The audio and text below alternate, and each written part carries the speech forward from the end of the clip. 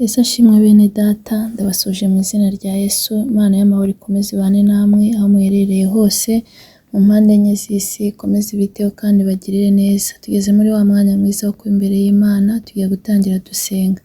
Data wa twese uri mu ijuru, turagushimiye, turaguhimbaje, tugushimiye neza n'urukundo rwawe, dushimye uburinzi bwawe, dushimye ko wabanye natwe mwami kuva uyu mwaka utangiye, tukaba tuwushoje amahoro. Mana abererwe icyubahiro. Ntabwo ari uko twari beza, nta nubwo ari uko twari intungane, ahubwo n'ubuntu n'imbabazi uhora utugirira. Akira ishimwe mwami ko waturinze, kubera ko ari benshi batambutse, abandi baribagiranye, ariko twebwe turacyari bazima. Mana turagushimye, ushimwe kandi uhabwe icyubahiro. Mwami Imana rero tugeze mu mwanya mwiza wo kuba imbere yawe, duciye bugufi kugira ngo ushyirwe hejuru, twese tuboneze rwose, twejeshe amaraso yamenye ku musaraba i Golgotha. Kimara kutubabarira mwami, tugwaye ikaze na karibu, ngwino ubane natwe muri uyu mwanya, tubwire icyo ushaka ku bwoko bwawe, kandi unyemerere nkubere mikoro wivugire. Urakoze kumvishe gusenga, icyubahiro ni cyawe n'iteka ryose, amen. Tuyakomeza turirimba indirimbo y'169 mu ndirimbo zo gushimisha Imana.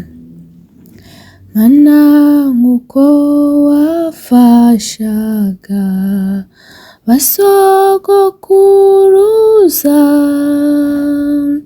niko natwe uzadufasha mu myaka iri imbere. Umuyaga w'ishuheri urawuturinda, uzatubera ubuturo budashira iteka. Kera bakwiringiraga bari mu mahoro, tugufite nitwifuza undi murengezi. Imisozi itararemwa, isi itarabumbwa, uyereye kera kose uri uko wahoze. Imyaka 1000 Mana ni myinshi kuri twe, kuri wowe iguhwaniye n'umunsi umwe gusa. Imyaka ijyana iby'isi nk'amazi ahurura, bikibagirana vuba nk'inzozi z'umuntu. Mana wadutabaraga mu minsi ya kera, nanone uzaturengere tugeze kugupfa. Nanone uzaturengere tugeze kugupfa. Dukomeze dusoma n'ijambo ry'Imana dusanga muri Ezira ibice 8 kuva ku murongo wa 21 kugeza ku murongo wa 23. Umutwe w'amagambo uravuga ngo biyiriza ubusa ku mugezi Ahava. Reka nsome mu izina rya Yesu. Maze ntegekera kwiyiriza ubusa aho ngaho kuri uwo mugezi Ahava, kugira ngo twicishe bugufi imbere y'Imana yacu, ngo tuyoboze inzira idutunganiye, twebwe n'abana bacu bato n'ibintu byacu byose. Kuko nagize isoni zo gusaba umwami umutwe w'ingabo z'abasirikari n'iz'abagendera ku mafarashi, ngo badutabare ku babisha bacu bari mu nzira, kuko twari twavuganye n'umwami tuti amaboko y'Imana yacu ari kubayishaka bose ngo abagirire neza, ariko imbaraga zayo z'uburakari bwayo birwanya abayireka bose. Nuko twiyiriza ubusa dusaba Imana yacu tuyinginga, yemera kutwumvira. Iryo ni ijambo ry'Imana. Uyu munsi turi gusoza umwaka, nifuje ko tuganirira ijambo, nifuje ko twaganira ku ijambo ryo kuyoboza Imana inzira. Imana ishimwe ko yabanye natwe ikaturinda muri uyu mwaka. Ntabwo byari byoroshye, ariko Imana yaraturengeye kandi Imana yarahabaye. Nifuje rero ko tuganira kuri iri jambo. Nimureke uyu mwaka wa 2025 tugiye gutangira, tujye dusenga tuyoboze Imana inzira mu byo tugiye gukora byose, mu byo dutekereza. Uyu mwaka wa 2025 tuyoboze Imana inzira, kuko Imana niyo uyoboza ntigushuke. Imana niyo uyoboza ikakubwira inzira nyayo yo kunyuramo, kandi iyo umuntu we yiyoboye arayoba. Imana itugirire neza. Nimureke rero uyu mwaka uzaba kwegerana n'Imana, tujye dufata ibihe dusenge tuyoboze Imana inzira, kandi n'ukuri izatwumvira kandi tugirire neza, kubera ko aba barasenze bicisha bugufi, bicishije bugufi imbere y'Imana, barasenga bayoboza inzira yo kunyuramo n'abana babo. Natwe rero nimureke tujye tuyoboza inzira yo kunyuramo, inzira y'ukuri tunyuramo n'abana bacu n'imiryango yacu. Tujye tuyoboza Imana inzira, kuko niwe muyobozi mwiza ukugeza aho ushaka kugera. Imana itugirire neza.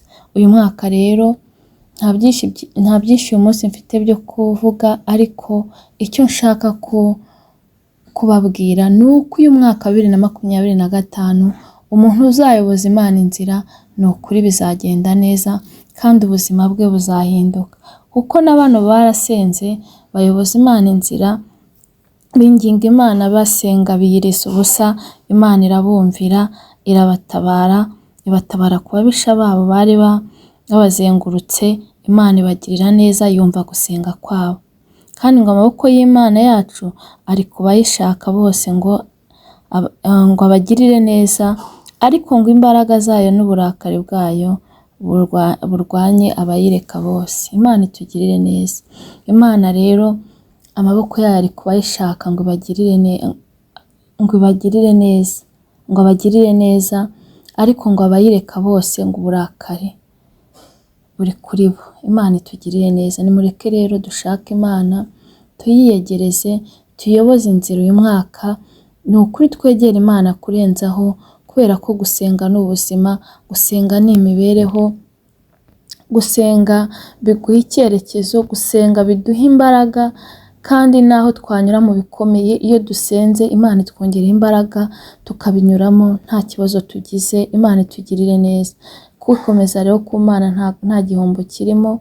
Ni ukuri buri muntu wese niyegere Imana, nace bugufi, asenge, ayoboze Imana inzira, kandi tubikore dukiranutse, tubikore twicisha bugufi muri byose, kubera ko Imana ntikunda umuntu wishyira hejuru.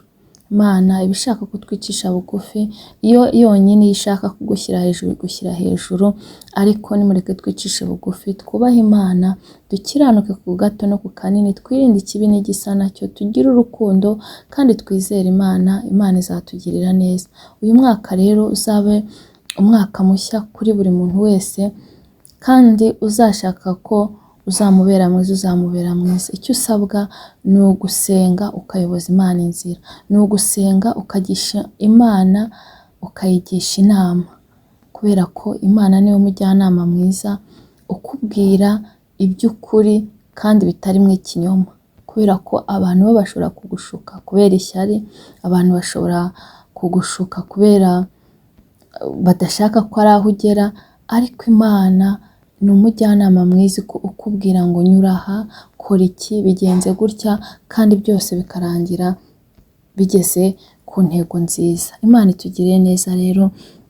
Mureke twicishe bugufi, dusenge Imana, tuyoboze Imana inzira. Uyu mwaka uzaba kuyoboza Imana inzira mu byo tuzakora byose, kandi tuzabona impinduka, kandi nta kabuza Imana izatugirira neza. Imana rero ikomeze ibahe umugisha, ariko ntabwo nabura kubabwira ngo muhore mwiteguye mukora ibyiza, mwanga ikibi n'igisa nacyo, mugira urukundo kandi mukiranuke ku gato no ku kanini, kubera ko muri iyi si turi abashyitsi, ntabwo tuzayihoramo, ntabwo tuzi umunsi n'igihe rero umwana w'umuntu azaza gutwara itorero.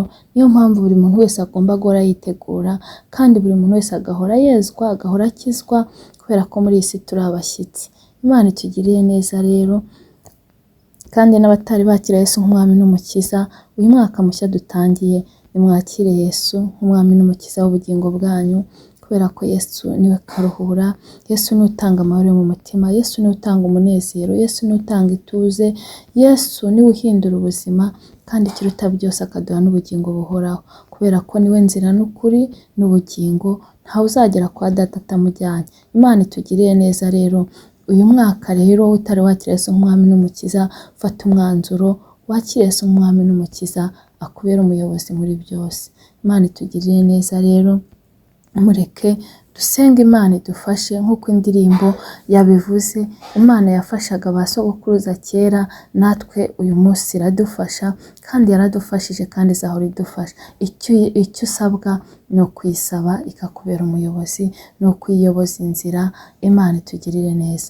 Data wa twese uri mu ijuru, turagushimye turaguhimbaje, tugushimiye neza n'urukundo dukunda, dushimye ko abanye natwe aturinda uyu mwaka wose. Mana waraturengeye, warahabaye, iyo ataba wowe ahacu haba haribagiranye. Twanyuze mu bikomeye, twahuye na byinshi, twahuye n'ibicanege byinshi, twahuye n'intambara, twahuye n'inzitane zo mu isi, ariko Mana watubereye byose, waraturengeye. Mana ushimwe, uhabwe icyubahiro kuba tugeze kuri uyu munsi wo gusoza umwaka tukiri bazima. Ntabwo ari uko twari beza, ntabwo ari uko twari intungane, ntabwo ari uko twari barebare, kubera ko iyo ureba kimwe muri byo twebwe ntabwo tuba tukuzi, ariko nturobanura ku butoni. Mana ushimwe ko wabanye natwe ukaturengera, ushimwe ku burinzi bwawe mu izina rya Yesu Kristo.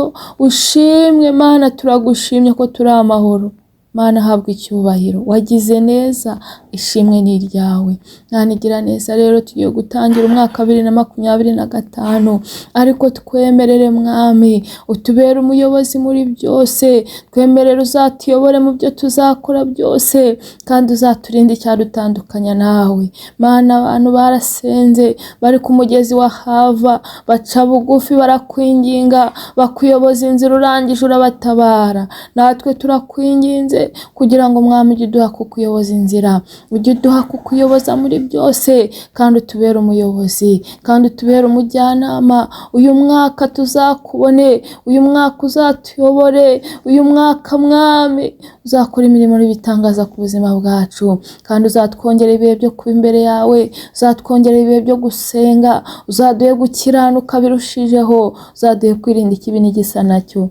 Mwana singiye abankurikiye, nabo bitewe bagirire neza Mwami, nabo babonye ukuboko kwawe Mwami. Mana nubwo bahuye n'intambara, ariko icy'ingenzi ni uko bagihumeka umwuka w'abazima. Mana wagize neza, nabo warabazigamye. Mana igira neza, Mana ikomeye, nabo ndabasengeye kugira ngo uyu mwaka uzababere umuyobozi, kandi nabo bazakwegere kurushaho. Uyu mwaka Mwami bazakuyoboza inzira, kandi nize ntashidikanya ko uzakuyoboza inzira Mwami, uzamubera umuyobozi kandi ukamuhindurira ubuzima n'amateka. Urakoze Mwami, biteho bagirire neza, abarwaye bakize, bakoze ukuboko kwawe gukiza, kubera ko roho nzima itura mu mubiri muzima, bakize rwose nyakubahwa Imana. Mana ndasenze cyane ngo uyu mwaka wongere usuka ububyutse, ugabanya abarimbuka wongera bakizwa. Mana abantu benshi bacitse intege, abantu benshi babivuyemo, abandi barabivanga, ariko Mana ndakwinginze kugira ngo bagaruze ubuntu bwawe n'imbabazi zawe ugira. Mana bagarure, agaruke mu murongo muzima Data mwiza, kugira ngo batazatungurwa. Mana igira neza, Mana ikomeye, dusengeye batarakwakira nk'umwami n'umukiza w'ubugingo bwabo. Mana baye kukwakira uyu munsi, bafata umwanzuro, twinjire mu mwaka Mwami utaha hari icyo wakoze kuri bo. Urakoze Mana, bana nabo bagirire neza. Sengeye abafite intimba n'agahinda, kubera ko mwami muri iyi si abantu bararushye, abantu bafite intimba n'agahinda, abantu barihebye, abantu babuze icyizere cy'ubuzima, ariko ndasenze cyane wowe utanga amahoro yo mu mutima, buzuza amahoro utanga, atangira uyu mwaka bafite amashimwe. Mana urakoze, bantu nabo bagirire neza, dusengeye isi mwami yiha amahoro mu izina rya Yesu Kristo. Kandi turasenze cyane kugira ngo mwami Imana komeze uturindire ubugingo, kubera ko ari bwo buzakubona. Twamaze kumenya ko ntacyo twazanye mu isi kandi ntacyo tuzayivanamo, ariko ubugingo buhoraho iteka. Niyo mpamvu tukwinginze ngo turindire ubugingo bwacu kurenza ibindi bintu byose. Mana turindire ubugingo, mwami twagure mu buryo bw'umwuka, udukoresha iby'ubutwari. Navuga byinshi ariko nuzuye ntutuze, Mwuka Wera naza yerekeza iri jambo rikora icyo wagambiriye. Ibyo mbisenze nizeye mu izina rya Yesu, amen. Mwakoze cyane, mwarakoze kubana nanjye muri uyu mwaka. Imana y'amahoro ibampera umugisha utagabanyije, Imana y'amahoro yongera ibiyereke, Imana ikomeze ibiteho kandi bagure mu buryo bw'umubiri ndetse n'uburyo bw'umwuka, kandi bahe gutangirana uyu mwaka 2025 mu utangirana amashimwe. Buri wese azabona impinduka ku buzima bwe, buri wese azongera abone kugirirwa neza n'Imana, buri wese Imana izamubera umuyobozi, kandi n'ukuri mu utangire neza muzawusoze neza. Mwarakoze cyane, naho ubutaha, bye.